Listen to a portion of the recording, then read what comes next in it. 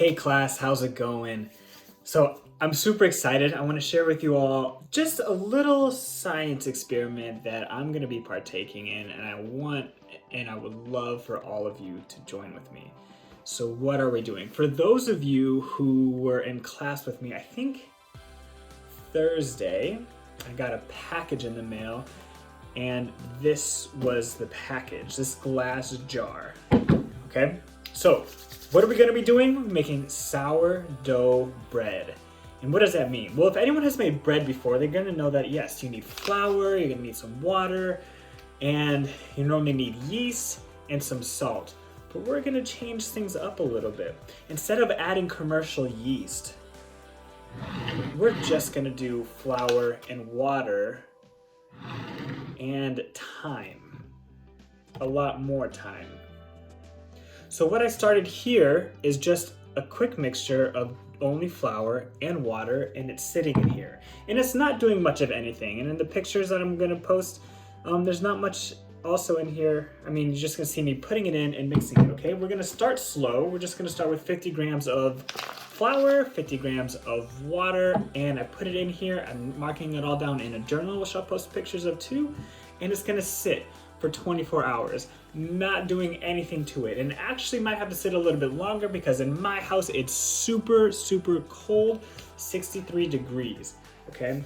Normally, a kitchen's gonna be around 75 plus, and so things are gonna happen a lot faster because you'll learn later on in high school and maybe college, the higher that the temperature is, the faster that reactions can happen, okay?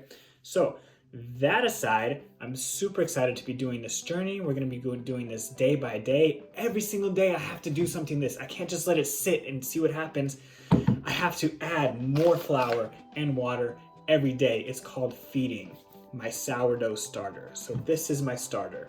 This is my starter jar. Okay, so join me on this journey every day. I'm gonna record a little bit. I'm gonna take some pictures. I'm gonna write in the journal, record the temperature and how fast things are moving along. And I'm gonna post it online for all of us to work on together.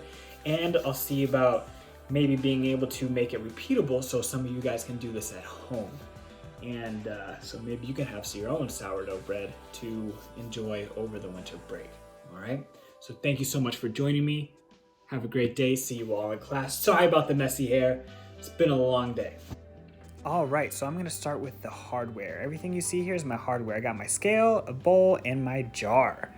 Moving on from that, today, like I said before, I had to add 50 grams of flour and 50 grams of water. Here's a picture of me pouring in the water, and now you're about to see a slow motion video of it. While it's going, I'm gonna explain a couple things. I had to take the base weight of the jar. The jar's weight is 841 grams. I have to remember that because as I keep feeding this, eventually I'm gonna have to take some stuff out because it's gonna get too big. So every day I have to feed, and then every day I'm gonna have to take some out. So I need to know how much the jar weighed before I put any stuff in. So I know how much I am taking out when I do take out stuff and how much I need to take out. And then I have to mix it up really good like you see here as best as I can, get it all down, and then it's just a waiting game after that. So I'm super excited to watch this grow.